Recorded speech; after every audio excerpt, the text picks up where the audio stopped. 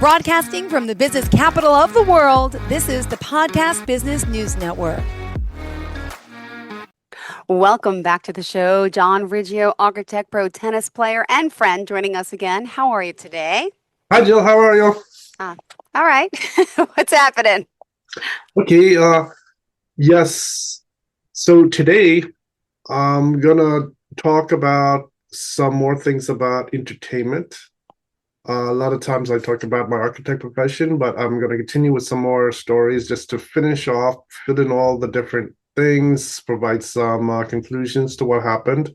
And just to start off, all of these stories about my tennis and my architect profession are in my book. It's right here. Yay! The life story of tennis legend John Riggio. And with the book that was written last year in February, I received an award. So let me just share the award. I have it here. Sure. Yay. Let's see. Okay, so this here, you can see this is what certificates I received. This is the Cusatic Book Club of New York City. They read the book and they think it's really amazing. They gave me the award for the most inspiring read. Aww. Which is really good. I think one idea of the book is really to read the book and also to get inspired to learn from it, apply it to what you're doing. And so that is one of them here. And then this is the one I showed last time. They just gave me this to buy the book. You could very easily scan it and go onto the computer. And this here is also the certificate showing, it says the top #1 book club pick, most inspiring read winner voted by the readers. So this is the little badge that's on there. Then this here is the certificate that goes along with the award, and it shows here the certificate of award recognition.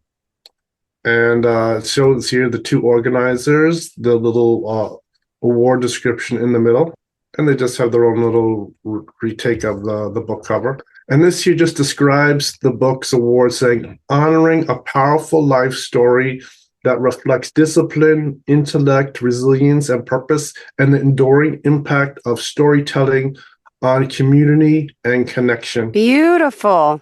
So let me just stop the share on that. Okay, so I think this time I was watching some of the podcasts from the last few weeks.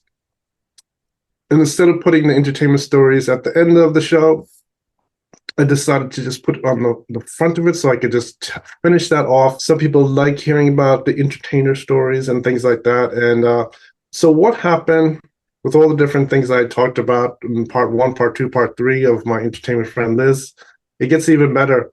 Just to really end it off, myself and Liz, we had a Las Vegas style wedding. And I don't know if you've ever heard of someone named Melody DeMayo. No. Mimi Miyagi. She is an adult entertainer that was living in Las Vegas, Nevada. Ooh. And they had her run for the governor of Nevada. I don't know if you remember this years ago. I don't. I'm sorry, but now I'm going to Google. Go ahead. She is another one that I was watching television one day and I saw her on one of those news talk shows and they had her interviewing her while she was making this run for governor. So since I know her from tennis, and I even know her from working in architect work, I've met her a number of times over the years. And someone even wanted me to marry her also, too. But what happened is she put together this Las Vegas wedding for me and Liz. So it turned out to be the wedding of John Riggio and Elizabeth Dahl. So that was the name. And this did go ahead. And one very interesting thing about this, so with all the different stories I said over the podcast about Liz and when she was young, wanting to get married and this, and then finally to culminate into a ceremony, which was very good. It was a happy thing. And but the person that put together this ceremony, Melody, she, in fact, told me that since she was running for governor, this ceremony wasn't just for fun, she claims it did have a real backing of authority, which I really didn't know that the ceremony had a backing of authority or really more of a backing just amongst friends. But it did have a backing, which is really interesting. I think as soon as the whole ceremony was over, I don't have any certificate for it, but the whole thing sort of ended up getting interfered with by a third party. And the third party, I'm not sure who it is. It's maybe someone in the porn world but unfortunately at this point, someone did interfere. And that's why our marriage did not get to continue on after that. What happened is the ceremony was very good. That was a happy story. Everything went really great. And I think I described some things about some help from people like this psychologist. And so that was really very interesting. But I think the third party stopping was a problem. And but really just to fill in the time, what happened is during this time I had already had process with the divorce from my wife, and this was already in process of divorce with her husband that she already had. Originally we had met, we were completely single. We had everything was okay.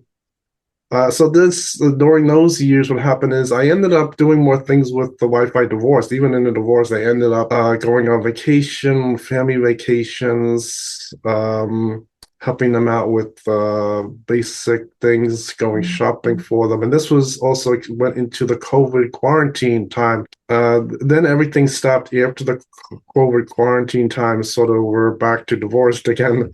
So that is what was happening, which is really very interesting. But I think at the time that I was talking about Liz, there was something very interesting. I had already made friends with someone named Terry. So at the tennis center, I'm there. This is my own tennis center. I'm the star player. I have really big contracts that's starting to move up in millions of dollars. And Terry is another entertainer, and she is really the owner of the name Tia Ling, and she was the first one to use that name. But she was really nice, and we got along well and made friends. So she, in fact, invited me to her apartment. So we start going out. So she didn't have to just stop over there. A lot of people like to stop at the tennis center, watch me play tennis match, talk to me. And I went and I met her over at her apartment a few times. So that was pretty good. And but somehow my sponsors found out that I was making friends with her outside of our entertainment group. So the entertainment whole thing and the tennis center is sort of insulated, which is very good. So going outside the tennis center, it's according to my sponsors, wasn't what they really wanted. And so we did, somehow they found that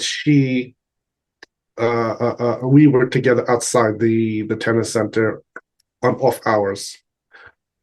And this caused a problem. So the next time I'm there, I visit Terry, and someone comes to the door and says I'm not allowed to stay with her. What? They don't want me with her. So I'm already busy with her. I put my clothes on, I run out the front door, and I'm told I'm not allowed to go there with her. So I get over back to the tennis center, and they told me the same thing. They do not want me doing anything with Terry outside of the tennis center. And this has to do with just their own organization. So they have like a sport organization. As far as organization, they have assigned meeting to take place, doing things at the tennis center, coming watching my matches. They don't want it going outside the tennis center without their permission. So Terry got in trouble for this. They sort of told him not really to come back to the tennis center. Mm-hmm. And that was pretty sad because me and Terry were getting along, making really good friends, starting to go out. And she, they didn't really want to stop by there too much because after that initial thing outside the tennis center, she continued to come over to the tennis center to talk to me, to see me play tennis, but they sort of didn't want her around because Ah, since she violated the rules that they had. I don't think they never told me about any rules like that before. yeah. Just had to figure it out as we went along. And so from her, I started to make friends with Liz. And I think Liz, when I told her about Terry, it started to all come out that Liz was really serious. She wanted to get Oh, wow. married. She did not want me to get away. She was very serious because I think out of the group, the idea was really to marry someone in the entertainment group. I think you see a lot of entertainment marriages in the newspapers these days. Wonder why people are marrying together in entertainment is because Mm-hmm. they are friendly with each other, and then they can potentially have a marriage. She was also aware that my sponsors really didn't want us meeting outside the tennis center without their permission, really to ask to marry someone or to do something on the side. And so that was a pretty sad thing. So I think I had talked about the things on the last parts about all the different bad things that happened to Liz and how I was involved with helping her.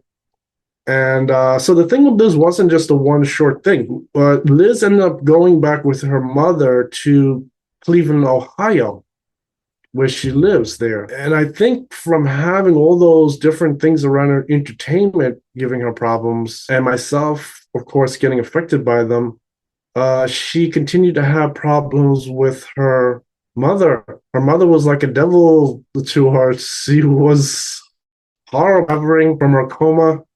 And I called her. I said, I want to stop over there in Cleveland, Ohio, and she says, yes, she's really happy about this idea.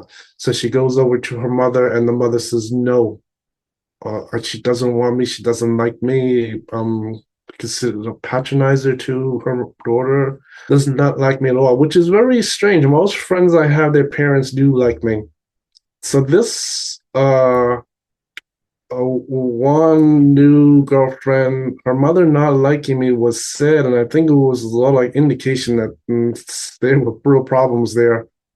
And the problems at that point didn't get better for Liz. Still, they did not calm down. What happened is the mother tried to have her set up with a few guys to go out and even get married. And she even arranged an engagement party for her. And the engagement party didn't go good at all. There was a incident at the party that made it weird. They weren't getting engaged. They weren't getting married. And that worked to my advantage. So then she is then back home, and then it continues to get worse because the mother threatens her, says that if she continues to talk to me, she's going to do something about it. What happens is the mother ended up hitting Liz. And I think from that, talking to her, I told her to call the police, and she did call the police on the mother. And that, in fact, solved the problem where the mother couldn't just go and hit the daughter saying, I can't make a phone call on the telephone. So this went on for a long time, and I stayed friends with Liz for a while. And I think the only problem was we sort of missed out on that whole thing because her mother was not a very nice lady, very angry. Well, what happened is at that point, Liz is still getting very depressed. She ends up passing out on the sofa, and she goes back into a coma again. And she's back in the hospital there in Cleveland for 2 weeks. I keep calling on the phone, not knowing what happened. Her mother answers and finally tells me that she'll have Liz call me. So that was a real big improvement. I think something so horrible happened. She finally said something willing to let her call me. And so luckily Liz did recover again. And I continued to talk to her for a while, knew her for many months after that. And I think from before I described, she did end up returning back to New York City again. After she recovered, she was in college. They had a break in college, and she was able to return back. And I was able to meet her and things like that. So I still stayed in touch with her. And in fact, her mother was so horrible, she ended up dying of a drug overdose. I mean, she was really crazy. It was really a sad story with all of her problems that Anne had there. The family, the mother was really did not like me at all. So that was the story up to that point. And so I think one interesting thing that was happening is years ago also I had my girlfriend Delilah, and I think the stories that I was talking about with Liz was kidnapped because she was the Brigadier General's daughter, but she got kidnapped in general.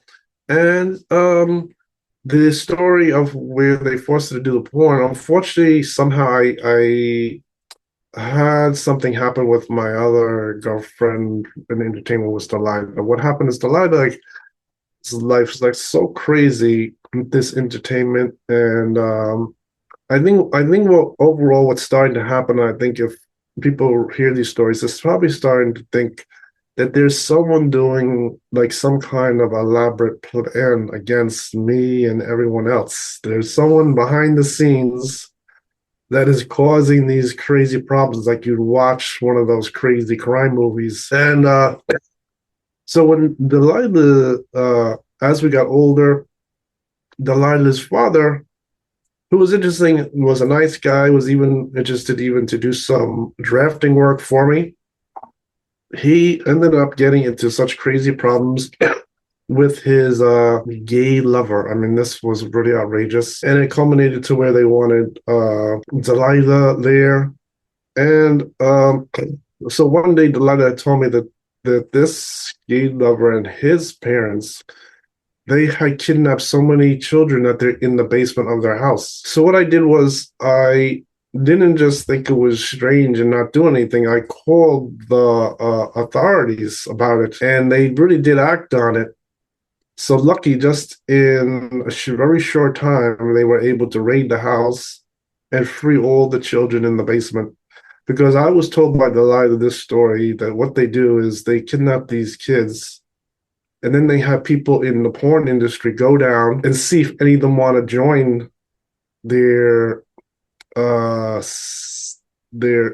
type of adult entertainment. I think some of them take to it from what I was heard, some of them don't. There's all kinds of horrible things that happen. But this is a story that Delilah had explained to me because her father got her into this adult industry. Delilah's mother was involved backing this whole thing too, with Delilah as like an income producer for her family to pay the bills, because the father only made like $20,000 a year gross, and the mother did not work. So she was in really like a horror story, and that's why she thought she was never going to make it as she got older, that her life was going to end early because of these crazy things. And this was a little sad. Even my coach had apologized to me that the story with Delilah, that she has so many problems other than just as a nice girlfriend and wife in entertainment, was really sad. And but since I was around Delilah, I was always able to get around a lot of problems. And I think, unfortunately, one problem was even with this whole thing with her doing her adult work, the father used to give her drugs. And I remember one point she had so much drugs that she kept falling down on the floor in the mall. When I called some friends of hers and some of my friends in the area to try to help her, unfortunately, I realized at that point no one wanted to help Delilah. If she fell, they're not gonna help pick her up. So I was the only one to really call around, and I got her drug rehabilitation. And she got over her problems, which was really amazing. But I was the only one to help her with that too, which is really very interesting. And I think when I wasn't around, then they're back at it again, getting Delilah's father, the gay lover, to really get her into such horrible problems that unbelievable. And then after when I had come back, and there was also a lot of things like bad mouthing. That was an idea too, was to get her away from me, was to just put me down, and I'm not gonna win matches. I'm not gonna, and I had number one contract that the father was still brainwashed, passing it on to the lighter that I'm not gonna win matches, not gonna, and obviously the obvious was happening. So when I came back from Hawaii, she was so enraged, she ran away to her father to confront her, and that was the last time I ever saw her.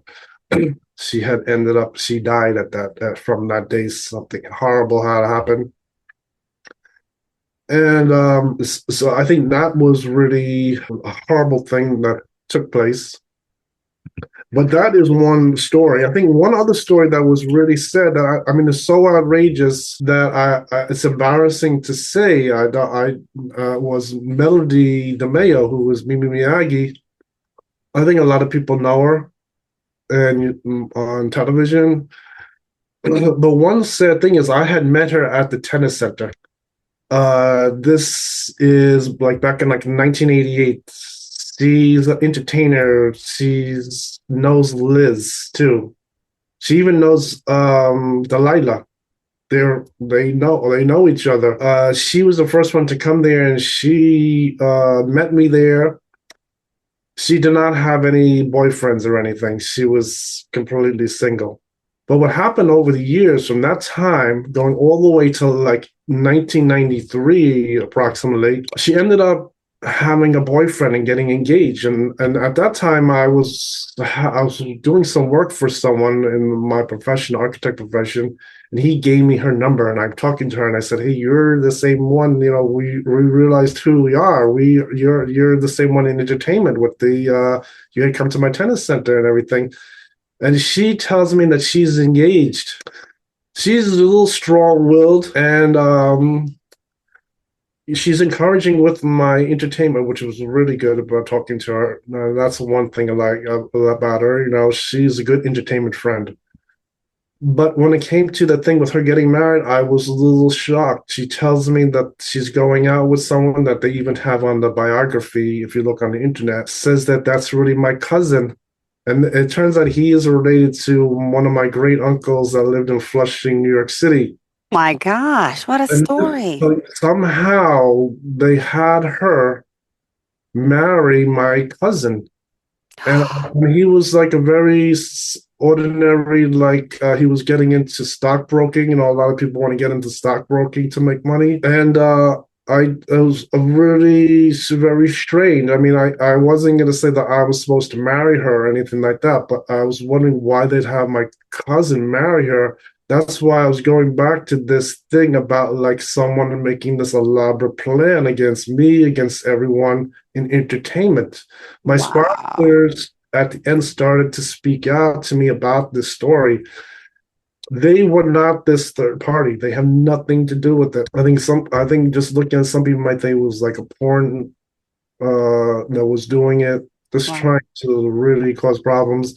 But particularly my sponsors, they were not part of this problem. And in fact, they were even saying in their generation, they did not have this kind of problem with someone really getting in on all the females, trying to cause problems, doing these things with the marriages and everything. This caused a little problem. I think the only problem I noticed, like in New York City, I was living there for over 10 years, and I was just realizing some things, like when people are there, a lot of people, we just moved in, they start to get themselves in trouble. Sure do. Not sure who is really leading them, if they're being led the correct way or what. Mm-hmm. Unfortunately, I think a lot of people, they probably figure out after a number of years that they were just getting fooled. Someone was acting like an authority, and they were really just kind of cause problems. I think this is what's happening. The same thing with Mimi. And we got 30 seconds left. Sorry. Yes. Sorry. So I think this is one example of what I was saying, of someone in there trying to cause us problems. Yet we always had a forward way of doing it. I think I explained my sponsors was very organized. They didn't want things going outside their tennis center without their permission, things like that. But the whole time there were some things of someone causing problems, and I think the story.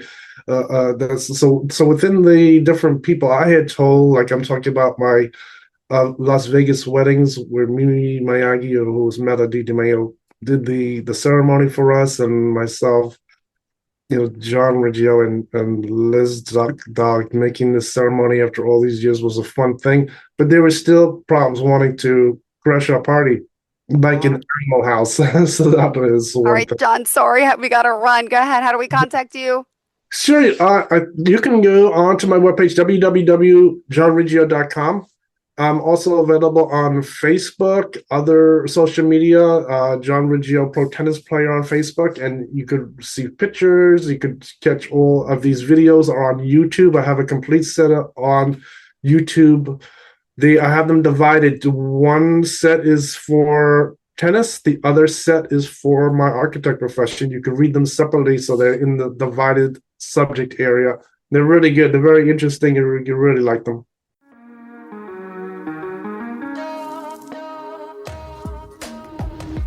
Broadcasting from the business capital of the world, this is the Podcast Business News Network. Hey, what's up, everybody? I'm Jason Derulo. I love that music connects to people all over the country. But unfortunately, so does something else. Childhood hunger. 15 million kids struggle with hunger right here in America. And yet, every year, billions of pounds of surplus food in the U.S. go to waste instead of going to the children in need. Feeding America is working to change this. The Feeding America nationwide network of food banks rescues this surplus of food to help provide meals to families in virtually every community in the United States, including yours. But they just can't do this alone. Join me in the fight against hunger in America. For more information on what you can do to get involved, visit feedingamerica.org. That's feedingamerica.org. Together we can solve hunger. Together, we're Feeding America. A message from Feeding America and the Ad Council.